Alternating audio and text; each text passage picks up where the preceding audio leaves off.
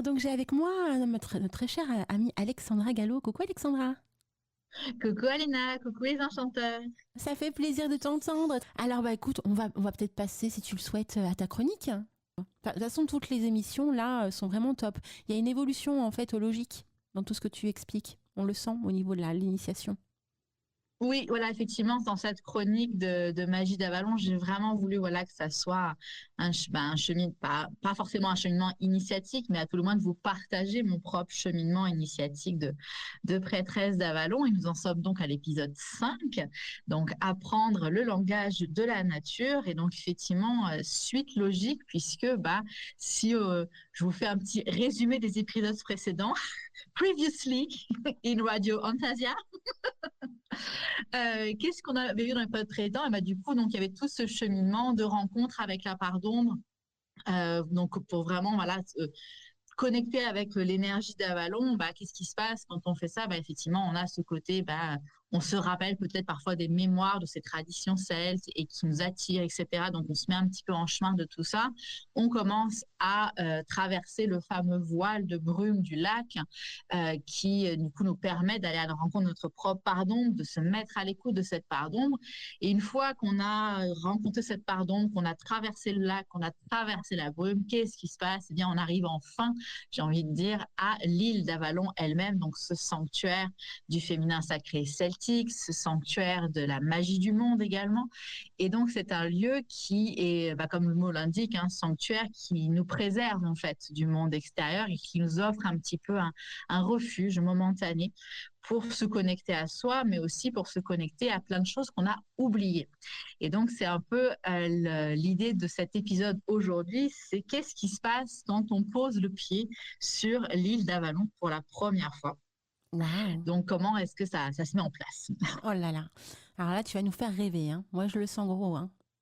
Non? Ah oui, là vraiment, mettez-vous vraiment dans la visualisation, l'imagination. Voilà, vous arrivez sur cette île absolument fabuleuse, hein, donc, qui peut avoir la forme que vous voulez. Et encore une fois, Avalon, c'est quand même un- une mythologie, c'est également aussi voilà une île mystique. Donc en fait, pour moi, c'est un refuge qui peut se teinter de chaque personne.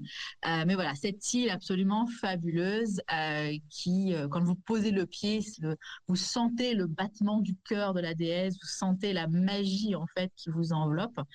Et là, d'un coup, s'il y a, votre âme, elle se souvient, même si vous n'avez pas encore toute l'information, mais votre âme se souvient. Et donc, vous savez bien que vous n'êtes pas venu là par hasard, vous savez bien que vous êtes déjà venu là. Et vous commencez à avoir cette impression de déjà vu, j'ai envie de dire. Et donc là, on parle souvent, quand on dit qu'on arrive sur l'île d'Avalon, on dit que c'est une fois qu'on est arrivé, on va voir le reflet de notre grandeur.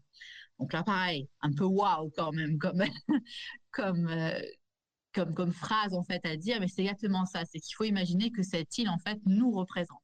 Elle représente véritablement le cœur le plus profond de notre âme, en fait, l'essence même de qui nous sommes. Et donc, c'est là qu'on va réapprendre, en fait, qui nous sommes vraiment.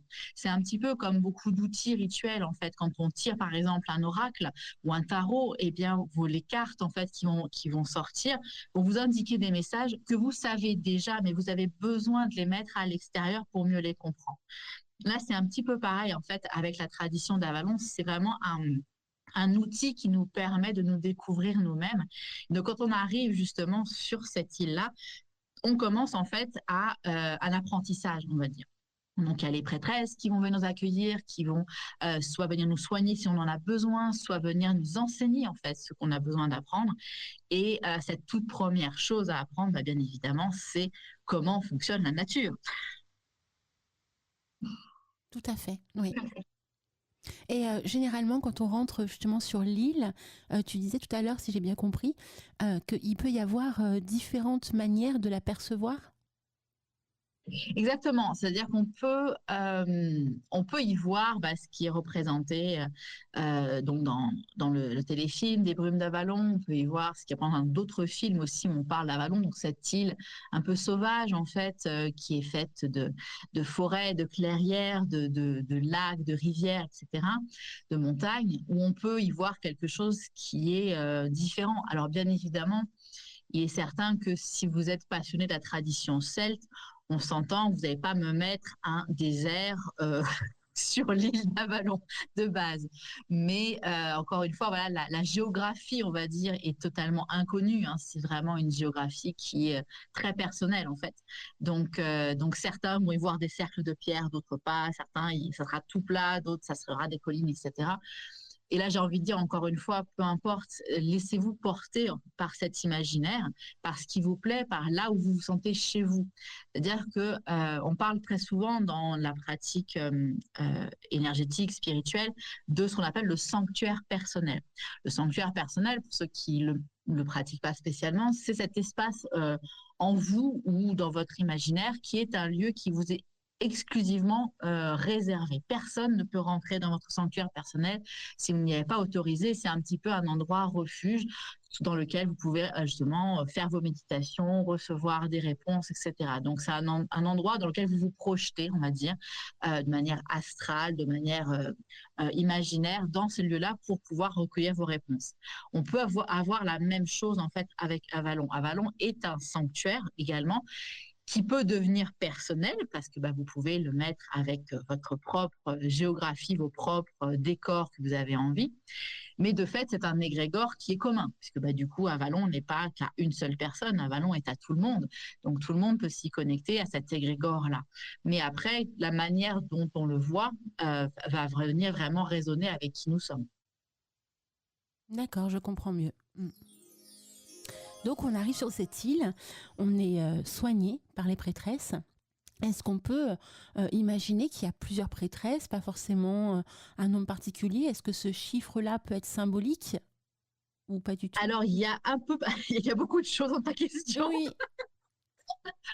Alors, en fait, oui, il y a plusieurs prêtresses. Oui, il y a, en un certain sens, un nombre défini, du moins pour ce qu'on va appeler les fondatrices.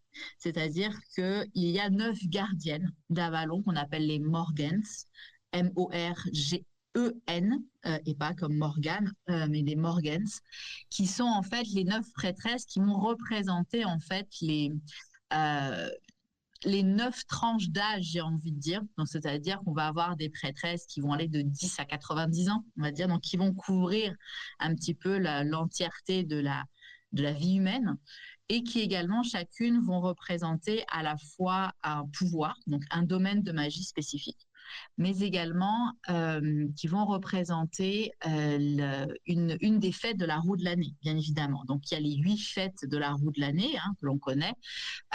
Donc, avec Samhain, donc, qui marque le jour de l'an, Yule pour le solstice, Imbolc pour le 2 février, Ostara pour l'équinoxe de printemps, Beltane pour le 1er mai, Lita pour le solstice d'été, Lugnasad pour le 1er août et Mabon pour l'équinoxe d'automne.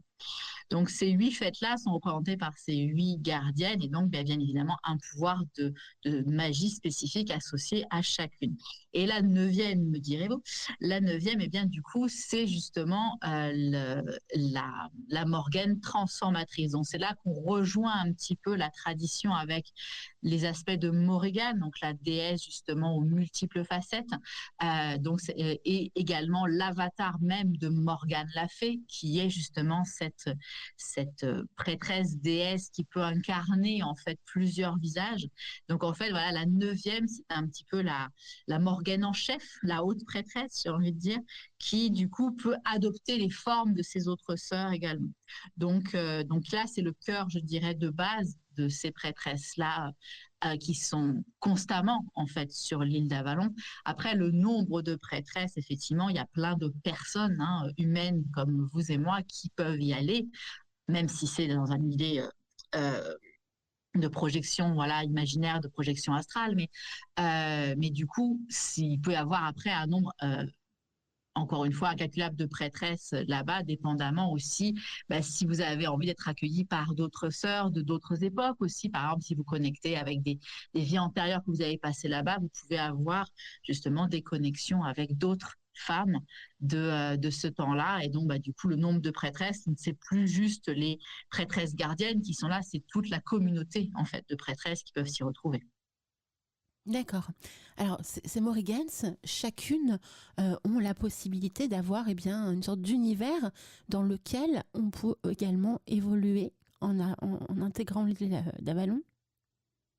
C'est ça. C'est-à-dire que du coup, généralement, on va chacun et chacune avoir en fait ce que j'appelle moi une magie unique, c'est-à-dire une constitution personnelle qui va naturellement vous permettre vous rendre attiré et vous rendre fort en fait dans certains domaines.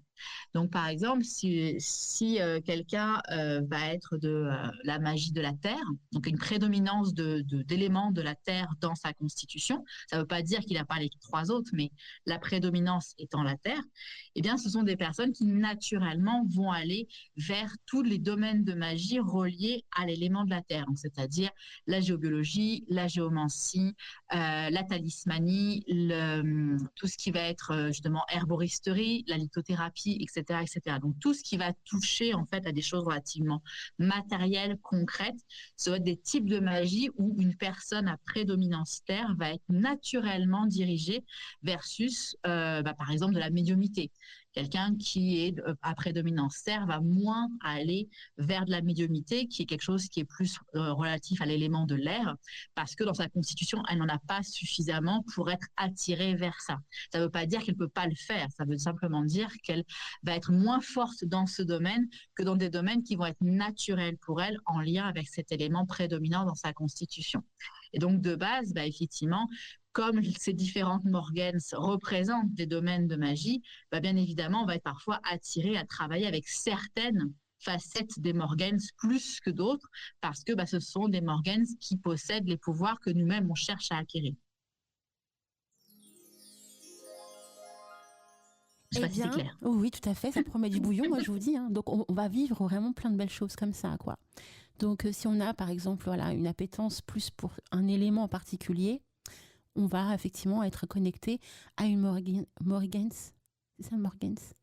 Morgans, oui. Oui, à une Morgans particulier relié aussi à ça. D'accord. C'est ça. Alors, c'est pas une appétence. Voilà, juste la petite subtilité, c'est ça. C'est pas une appétence particulière pour un des éléments. C'est plus en fait la composition de votre constitution personnelle. Donc, par exemple, vous avez déjà peut-être fait un bilan de constitution en Ayurveda ou en naturopathie. Et ça, en fait, on vous donne en fait à la fin un bilan pour dire voilà, vous êtes de tel type. En Ayurveda, on va dire vous êtes Pitta, vous êtes Kapha. En naturopathie, on va dire vous êtes plutôt bilieux, plutôt lymphatique, etc., etc. Là, en fait, moi, ayant une formation d'Ayurveda, je me suis rendu compte à quel point c'était compliqué pour les gens quand on leur dit vous êtes Pitta. Et à chaque fois, c'était enchanté, merci. Et donc, ça veut dire quoi? Parce que c'est pas un langage, si on n'est pas dans la culture d'Inde, et effectivement, c'est pas quelque chose qu'on comprend facilement.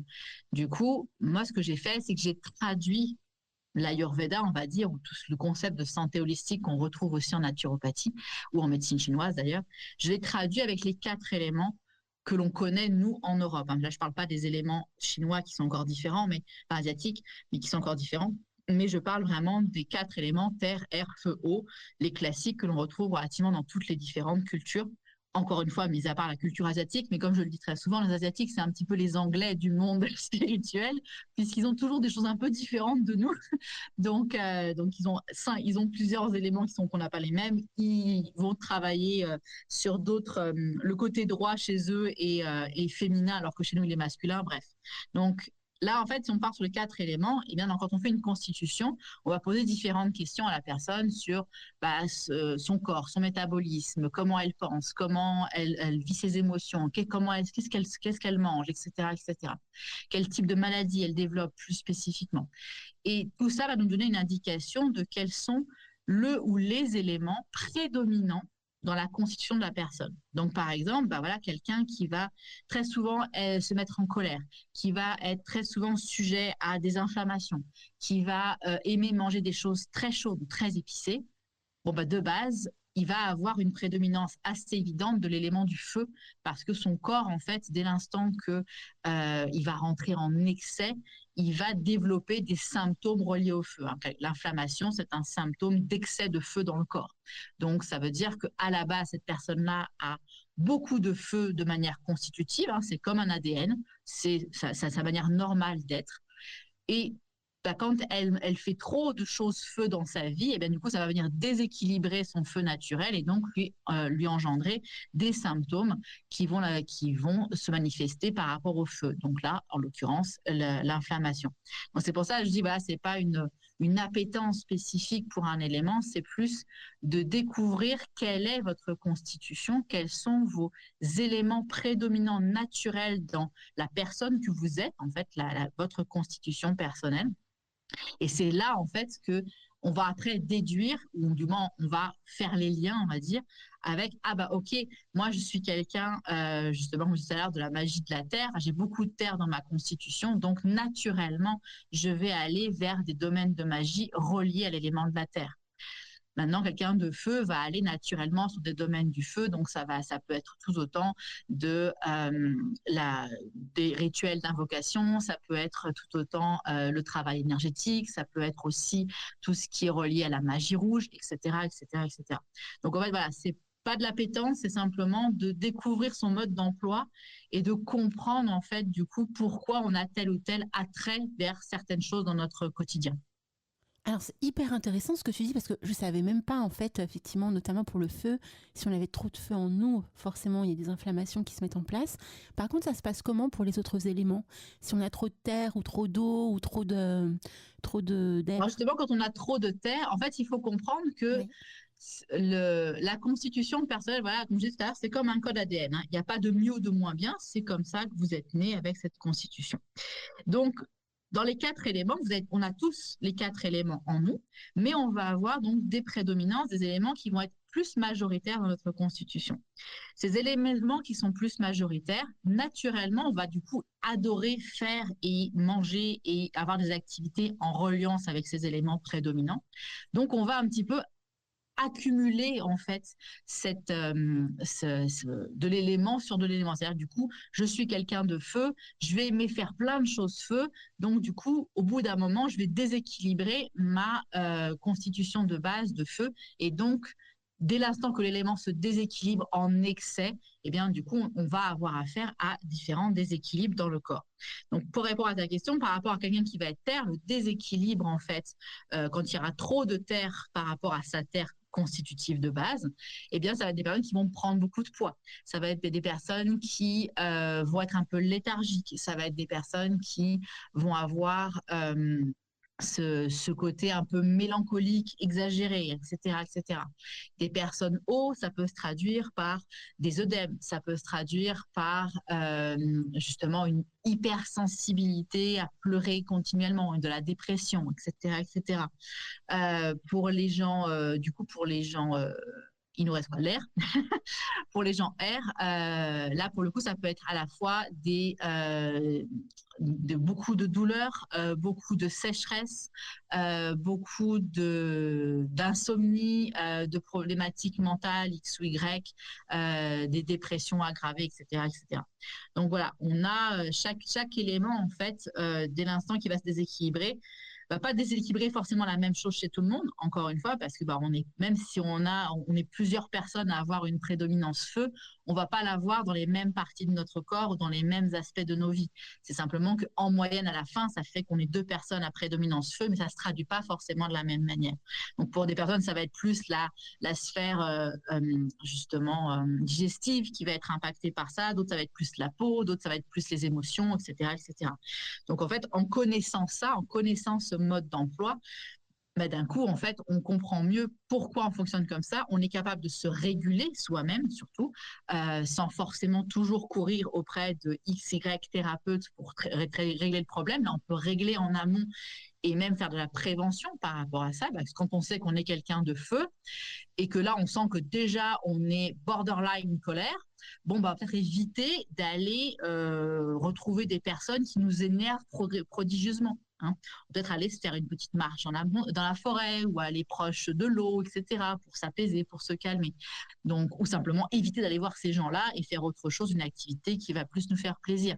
Donc voilà, quand on connaît, en fait, on peut après justement ajuster un peu plus notre quotidien, comprendre pourquoi ces déséquilibres sont là et donc bah, du coup les gérer au fur et à mesure.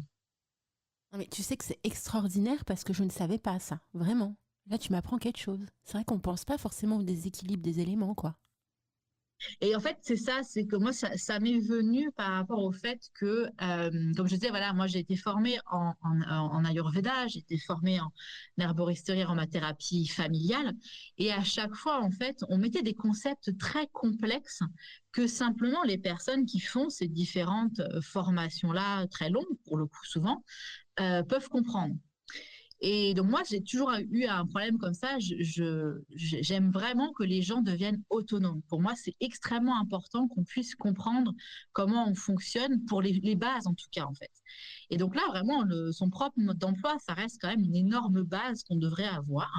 Et de le rapprocher, en fait, des 4 éléments, bah, on retombe dans ce qu'on appelle justement, bah, même en herboristerie, c'est la même chose, on retombe dans une connaissance qu'on dit empirique, c'est-à-dire par l'expérience. Donc, en connaissant en fait les qualités des éléments, donc par exemple, bah voilà, la terre, c'est quelque chose qui est lourd, qui est stable, qui est froid, qui est lent, etc., etc., versus le feu qui va être chaud, qui va être piquant, qui va être pénétrant, etc., etc. On réapprend en fait à décrire les choses par rapport à des qualités. Donc, et on observe son environnement par rapport à ces fameuses qualités. Donc, par exemple, bah, je vais manger une salade versus je vais manger une tartiflette. Bah, la salade, définitivement, ça va être léger, ça va être frais, ça va être croquant. La tartiflette, par exemple, ça va être lourd, ça va être onctueux, ça va être calorique, etc., etc. Donc, en arrivant à décrire les choses comme ça, on peut se dire, OK, ces qualités-là, euh, elles vont être rapprochées de tel ou tel élément. Et donc là, bah, justement, tout ce qui va être léger, craquant, etc., va être rapproché de l'élément R. Donc la salade va plus être un aliment R, versus la tartiflette va être quelque chose, donc pommes de terre, etc. On est sur de l'élémentaire, quelque chose qui est lourd, qui est consistant, qui est nourrissant, etc., etc. Donc quand on fait ça, bah, ok, voilà, ça, ce que je mange là, c'est de la terre, ou ce que je mange là, c'est de l'air. Dans ma constitution présente, donc celle que je possède de base, mais également celle qui peut être déséquilibrée. Est-ce que là, en ce moment, par exemple, justement, je suis quelqu'un d'air, je vais adorer manger des choses craquantes, de la salade, etc., etc. Mais là, en ce moment, j'ai trop d'air en moi, je suis trop nerveux, j'ai du mal à dormir, etc., etc. Bon, bah, j'ai besoin de mettre quelque chose un peu plus lourd dans mon alimentation. Donc, de fait, peut-être pas une tartiflette, ça va être trop lourd pour des gens R, mais peut-être de manger plus de céréales, plus de noix, des choses qui vont apporter, en fait, même sans être trop indigeste pour les gens R, mais quelque chose qui va apporter de la lourdeur. Et donc là, d'un coup, on devient, en fait, beaucoup plus en contrôle, en fait, pas en contrôle, mais en gestion, en maîtrise, en fait, de notre vie, parce que bah, on comprend le mode d'emploi et on comprend le mode d'emploi autour de nous. Donc c'est exactement en fait ce qui se passe. Pour en revenir sur notre sujet de base, c'est exactement ce qui se passe à Avalon en fait. Quand on connecte à l'île d'Avalon, on reconnecte à ces bases d'observation de la nature et on décrypte les secrets de la nature. Et ce décryptage passe par quoi? Bah, passe par le langage qui est commun à toutes les traditions, c'est les 4 éléments. Donc, comment revenir à cette écoute de ce langage-là, de comprendre comment ça fonctionne, comment ça s'agence dans notre environnement. Et au fur et à mesure, après, on va aussi se relier au rythme des saisons, on va ensuite se relier au rythme de la roue de l'année, etc., etc. Mais à la base, en fait, fondamentale, quand on se met à l'écoute de la nature, on se met à l'écoute des éléments, on se met à l'écoute des propriétés, en fait, qui passent à travers ces éléments-là. Et c'est tout, en fait, cet effet de miroir entre l'extérieur et l'intérieur. Je suis à la plage en plein mois d'août, en plein soleil. On est d'accord que là, l'élément eau, sauf si vous êtes vraiment au bord de mer, mais sinon, on est dans quelque chose qui est complètement feu comme environnement. Versus, vous allez dans une forêt verdoyante avec des rivières, là, l'élément eau et l'élément terre va être beaucoup plus présent. Donc, Voilà, ce genre de choses, en fait, d'analyser, en fait, de manière simple. Et là, d'un coup, en fait, on sort d'un concept de formation complexe, etc., qui demande beaucoup d'années d'études. Et là, on revient simplement à quelque chose de simple, de basique. Comment je peux décrire ce qui se passe autour de moi et comment ça interagit avec moi. Et là, d'un coup, on se met vraiment au centre de cette nature et comment je communique et comment la nature communique avec moi. Et là, c'est quelque chose qui est très puissant à vivre au quotidien. Et j'avais une question, en fait. Donc, combien de temps on y reste donc, sur cette île pour pouvoir apprendre? Est-ce que, à partir du moment où tu rentres à l'intérieur, en fin de compte, c'est jusqu'à la fin de ta vie, hein, si bien sûr ton cheminement est ainsi, ou alors, en fait, il y a un petit laps de temps, je sais pas, 1 an, 6 mois, plus Ça va peut-être. être très, très dépendant de chaque personne, en fait. Comme tu l'as dit, c'est vraiment en lien avec notre cheminement. Et des personnes, voilà, si on reprend encore une fois, hein, par rapport à la légende elle-même, tu avais des personnes qui venaient simplement pour se faire soigner, d'autres qui venaient en mentorat pendant X années pour apprendre certains secrets de la nature, certains domaines de magie, se spécialiser dans quelque chose, en fait, se spécialiser dans un apprentissage pour repartir après dans le monde pour le partager et contribuer au monde ainsi. Et d'autres personnes qui vont choisir de rester pour elles-mêmes à leur tour devenir des enseignantes.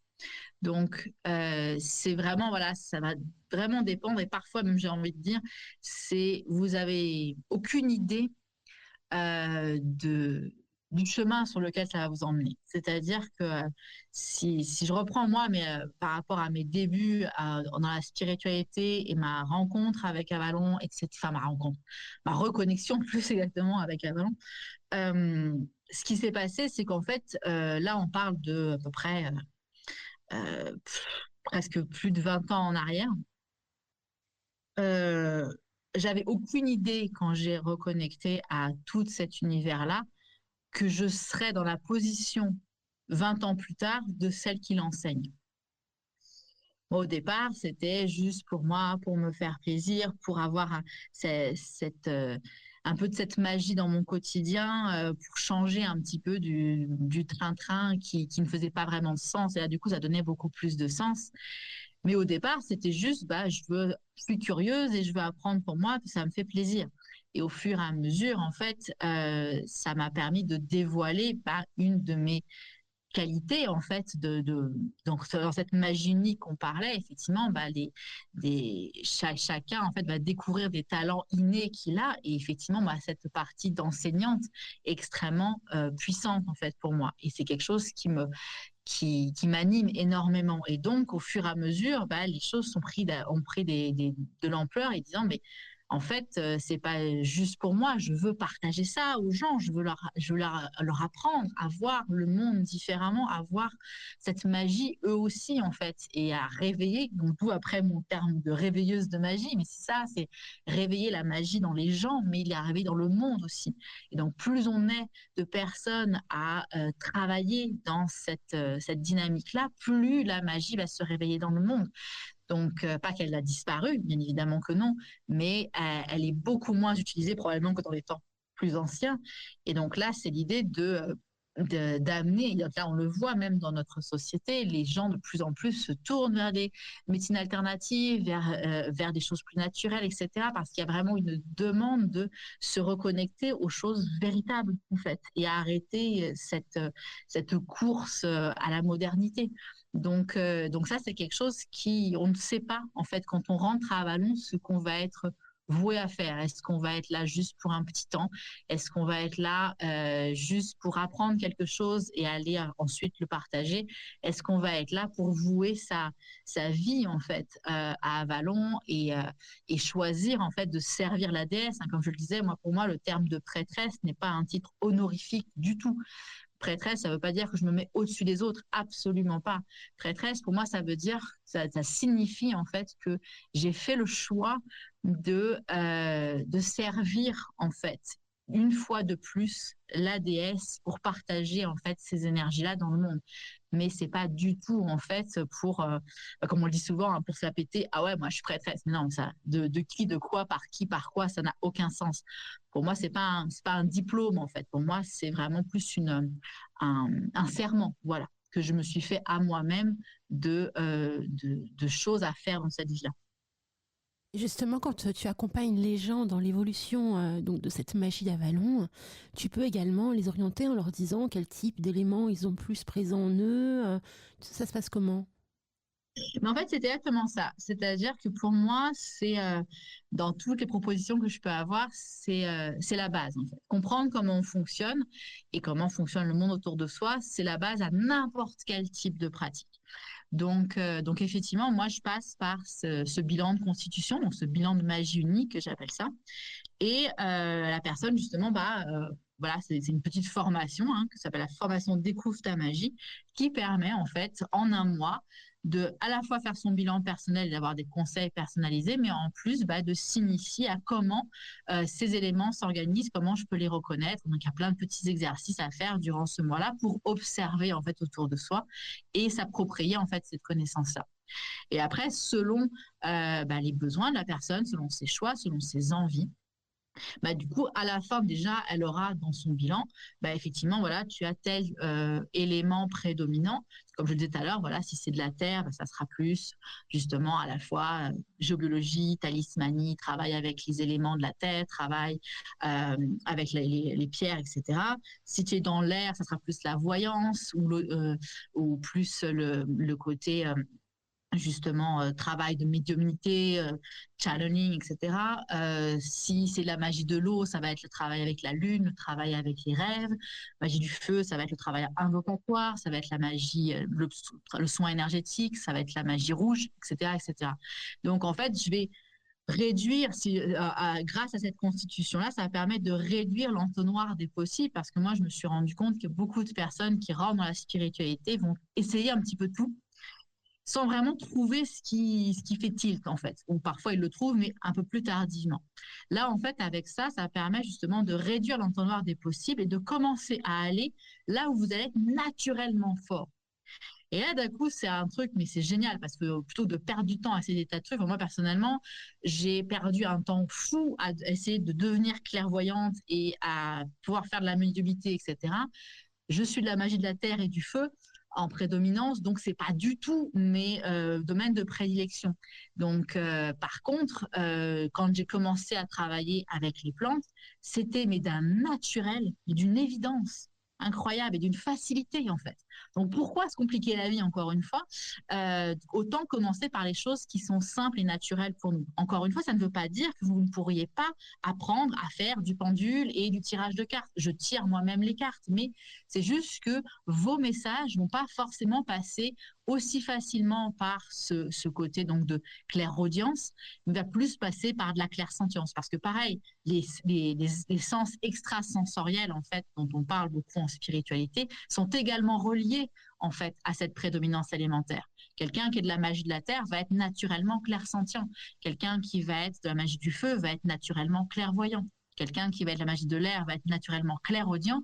Et de la magie de l'eau, c'est là la petite subtilité, mais va être plutôt clair boostant, c'est-à-dire ça passe par le goût, ça passe par tous les liquides en fait, ça a besoin de liquide en fait, ou les émotions aussi. Ça peut être voilà justement de la sensibilité, de l'hypersensibilité. Donc ça, en fait, quand on apprend ça, d'un coup, ça réduit cet entonnoir-là et on peut ensuite, après, se diriger donc, vers des formations, vers des ateliers, vers des apprentissages, vers des soins qui vont nourrir, en fait, votre constitution plutôt que de diluer votre constitution. Et donc, effectivement, là, moi, ça commence par ce premier pas-là. Et après, j'ouvre un certain éventail de possibles par rapport à mes propres capacités. C'est-à-dire, je vais proposer différents soins ou formations en lien avec ce que je sais faire. Donc, tout ce qui va être dans le soin énergétique et le féminin sacré et le travail, justement, de santé holistique par les plantes et les huiles essentielles. Maintenant, si on fait votre bilan de constitution et qu'on voit que vous avez un élément air prédominant, naturellement, je vais vous diriger, oui, il va falloir que tu trouves peut-être, si ça, tu veux développer ça, des formations en médiumnité, en voyance, en canalisation, etc., etc. Et là, je vais le remettre ça à mes collègues parce que je n'ai pas les compétences pour pouvoir guider sur ça. Mais voilà, c'est l'idée de donner un point de départ, de donner une clarification une fois qu'on a compris comment on fonctionne et qu'on comprend comment les bases de la nature fonctionnent, ça devient tellement plus simple après pour faire ses choix et pour s'orienter vers les bonnes décisions en fait. du moins ça donne un avantage certain. Mais alors, comment tu fais dans ce bilan, justement? Tu te réfères à l'astrologie, aux échanges que tu as eus avec la personne pour ressentir quel type d'éléments elle prédomine? Parce que bon, on peut voir plein de choses dans un thème natal, mais il y a aussi la manière d'être de la personne au naturel, dans sa manière d'échanger, de communiquer. Enfin, comment tu arrives à percevoir ça? Alors en fait, moi je n'utilise pas du tout l'astrologie. C'est pareil, effectivement, maintenant dans le human design, on peut aussi avoir des super belles, super beaux modes d'emploi comme ça aussi. Encore une fois, un peu plus complexe. Non, moi en fait, du coup, je me base vraiment sur la même chose que les questionnaires, ce qu'on appelle les anamnèses. Donc les questionnaires de bilan qu'on peut faire en naturopathie, en ayurveda, ou qu'on peut faire aussi en médecine chinoise, qui sont des questionnaires sur les 4 grandes sphères de la personne, donc les sphères de l'être, c'est-à-dire voilà, on va faire des questions en fait sur le physique. Donc d'abord l'observation du physique, d'avoir des questions plus métaboliques, donc voilà, par rapport comment est ton cycle féminin, comment est ta digestion, etc., etc. Les maladies qui vont être prédominantes, les éventuelles opérations, etc., etc. Ensuite, il y avoir des questions plus d'ordre psychologique. Donc, de décrire justement la psychologie de la personne, son caractère, donc voilà, dans telle ou telle situation. Par exemple, quel est ton rapport à l'argent, quel est ton rapport à la spiritualité, quel est ton rapport aux relations sociales, quel est ton rapport au travail, etc., etc. Et pareil, troisième sphère, on va poser des questions plus sur le côté émotionnel. Donc là, du coup, même système, c'est quelles sont voilà les émotions de base, quels sont les sens de prédilection, quels sont les goûts, les couleurs, les odeurs qu'on préfère, les films, les musiques, voilà, plein de questions un petit peu comme ça. Et enfin, on termine avec la sphère plus alimentaire. Donc voilà, quels sont comment dire, nos habitudes alimentaires. Est-ce que je suis végétarien? Est-ce que je suis végane? Est-ce que je mange de tout? Est-ce que je préfère tel repas plutôt que tel autre? Quel type d'aliments je préférais manger? Les types de légumes, types de fruits, les viandes? Est-ce que je prends les produits laitiers ou pas? Enfin voilà, plein de questions un peu comme ça. Donc c'est un gros bilan hein, qui va durer 1 heure et demie facilement et qui va permettre en fait à la fin de compiler toutes ces informations et de voir se dessiner une prédominance. Et alors au fur et à mesure de la pratique, en fait, c'est quelque chose qu'on va voir de plus en plus facilement. Euh, donc au bout d'un moment, moi, parfois, généralement à mi-chemin comment dire, du questionnaire, je sais ce qu'est la personne et toutes les réponses qu'elle va me donner ensuite vont ne faire que confirmer ce que je pressentais. Mais du coup, voilà, c'est ce bilan-là qui va nous permettre à la fin de compiler toutes les infos et de dire, bah voilà, donc c'est pas un comptage, hein, c'est pas genre, tu as eu X nombre de cercles, de carrés, de triangles. Non, c'est pas un test dans ce sens-là, parce que c'est pas forcément, il y a un peu plus de subtilité qui est aussi lié aux éléments, parce que, bah, encore comme je dis, hein, quelqu'un qui est prédominant du feu, bah, il va y avoir X personnes qui sont prédominantes feu et qui ne sont pas du tout les mêmes personnes. Donc, parce que ça se joue à différents types d'endroits. Donc là, tout simplement, ça donne un résultat général. En fait, voilà, il y a une prédominance comme ça, mais on ne peut pas la comptabiliser véritablement. Surtout qu'on se base sur comment la personne fonctionne depuis qu'elle est toute petite et pas comment elle fonctionne là maintenant dans un état éventuellement peut-être déséquilibré. Donc c'est vraiment la même base que j'utilise qu'un bilan classique de santé naturelle. C'est simplement que je les traduis avec les éléments donc plus simplement et que bah, du coup, je vous donne la boîte à outils avec pour être capable vous-même de comprendre ce que je viens de dire, en fait. De comprendre ce que la déduction que j'ai faite de votre bilan et que vous puissiez, en fait, bah, vous-même comprendre cette logique-là et de dire, ah bah tiens, bah, elle m'a dit que j'étais une magie de feu prédominante. Bon, bah, je vais éviter peut-être, là, vu que j'ai de l'acidité gastrique, je vais éviter de manger des oignons, des tomates et de l'ail pendant un petit temps, histoire de calmer, que ça se calme et que bah, du coup, je puisse retrouver mon état de feu naturel. Donc voilà, ce genre de petites choses comme ça qui permettent en fait après à la personne voilà, de se gérer au quotidien. Écoute, ça a l'air passionnant, vraiment. Ah non, vraiment. Et puis, je pense, à mon sens, alors c'est dommage qu'on ne soit pas au courant de ça au départ de notre cheminement, parce que tout irait beaucoup plus vite, en fin de compte, quand on réfléchit, hein. Voilà, Mais ce tellement. type. Mais oui, donc Et c'est pour ça que j'ai fait ça comme ça et que je l'ai mis dans toutes mes propositions. Ce programme-là est inclus parce que même si tu me dis, bah tiens, je veux me former aux soins énergétiques. Ok, ok. Mais avant ça, on va déjà essayer de comprendre comment tu fonctionnes. Et en fait, maintenant, de base, je mets ce programme-là partout parce que je ne peux pas concevoir qu'on puisse aller vers quelque chose sans avoir compris en fait comment on fonctionnait. C'est pas possible. eh oui, forcément, il faut que tu connaisses vraiment bien les appétences diverses et variées de la personne, quoi. Alors, Bah, d'autant plus si en plus tu es amené après ah oui. à soigner d'autres personnes, tu vois. Ah bah voilà. Et je pense que c'est le gros souci en fait de notre génération, c'est qu'en fait on veut tellement faire plein de belles choses qu'on ne réfléchit pas sur le moment, sur l'action, on a envie de faire ceci, cela, mais on n'est peut-être pas prêt.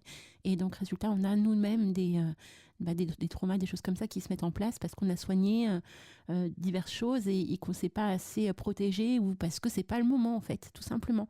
On n'est pas en reliance pour le moment avec tout ça. Exactement. Donc c'est vraiment merveilleux. Dans ton plan, tu me parlais justement que tu souhaitais effectivement nous faire découvrir ton compte et le Oui, mini-test. du coup, voilà, c'est dans la lignée voilà, de cette petite introduction sur le langage de la nature qu'on peut apprendre à découvrir quand on met le premier pas sur Avalon, le premier pied sur Avalon. Et bien, du coup, voilà, j'ai créé en fait un petit compte qui s'appelle Celle qui voulait devenir une sorcière. Et donc, c'est un petit compte tout simple, mais qui, du coup, sert en fait un petit peu d'introduction sur ce travail avec les éléments. Et à la fin, justement, j'ai mis un mini-test. Alors, un mini-test, bien sûr, c'est pas l'entièreté de l'anamnèse, mais ça donne au moins, ça vous met un petit peu sur la voie de votre type de magie unique. Donc là, pour le coup, c'est un vrai test avec comptabiliser les points, mais parce que c'est plus facile comme ça pour pouvoir vous le partager. Mais voilà, ça donne un petit peu un avant-goût, voilà, de ce qu'on peut avoir. Donc, si vous voulez pas spécialement faire le petit programme de découvre ta magie, et bien là, au moins, vous avez une petite piste et vous avez, bah, pareil, les bases de travail avec les 4 éléments, les qualités qu'ils représentent, etc., etc. Donc, ça vous donne ça, un premier pas dans ce monde-là. Si vous voulez vous initier à cette magie, bah, du coup, là, on parle de magie élémentaire, hein, c'est exactement ça. Magie avec les 4 éléments, c'est de la magie élémentaire.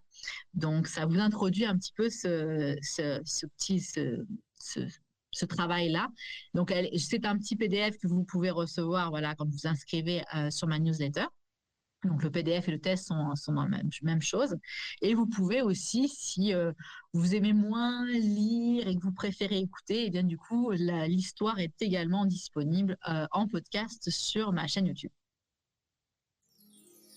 Waouh. Merveilleux, ça. Vous voyez, ça promet du bouillon. Donc, ton site officiel, alexandragallo.com. C'est ça. Donc, les amis, donc Gallo avec 2 L, bien sûr. Alexandra Gallo, tout attaché en minuscule.com. Donc, allez y faire un petit tour, découvrir ce que propose Alexandra. C'est vraiment passionnant. Vraiment, enfin, à chaque fois, je suis bluffée, en fait. Je t'écoute nous parler de tout ça. Et je me dis vraiment, putain, si j'avais su. Enfin, ouais, si j'avais su, finesse. Mais après, c'est le cheminement qui veut ça aussi, hein, je veux dire, voilà. Oui, bah après, voilà, on a tous, on apprend aussi par l'essai-erreur, hein, Ouais. c'est la base de l'homme, hein. Mais du coup, voilà, encore une fois, il n'est jamais trop tard. Moi-même, hein, j'ai appris ça sur le tard, j'ai envie de dire. Mais ça n'a fait après que m'aider. Parce que bah, du coup, même si ça ne va pas forcément diriger nos premiers choix de spiritualité, bah, après, en fait, ça vient vraiment renforcer nos voies qu'on a choisies, ou ça nous permet de nous réorienter. Et surtout, ça nous permet de nous gérer au quotidien. Et ça, il n'y a rien de plus précieux que d'être capable de prendre soin de soi, de son corps, de son esprit, de ses émotions, de son alimentation. Déjà, voilà, de pouvoir faire le plus gros du travail dans son quotidien, ce qui n'empêchera pas après d'aller voir des thérapeutes pour vous aider sur des problématiques beaucoup plus complexes. Mais au moins pour la petite gestion, voilà, tiens, j'ai des problèmes d'insomnie, tiens, j'ai de l'acidité gastrique, tiens, là, je me sens vachement énervée, etc. Bon, bah, je sais à quoi c'est dû. Et voilà ce que je peux y faire parce que je sais que si je vais appliquer les qualités opposées à cette problématique-là, ça va aller mieux. Donc, si j'ai trop de feu, du coup, si je suis trop énervée, trop en colère, il faut que je m'apaise. Comment je peux m'apaiser?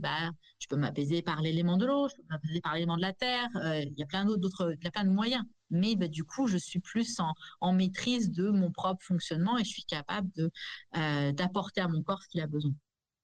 Eh ben, je vous dis les amis, hein, on est gâtés. Je vous fais plein de gros bisous et je vous souhaite à toutes et à tous un merveilleux dimanche et une très belle semaine en notre compagnie.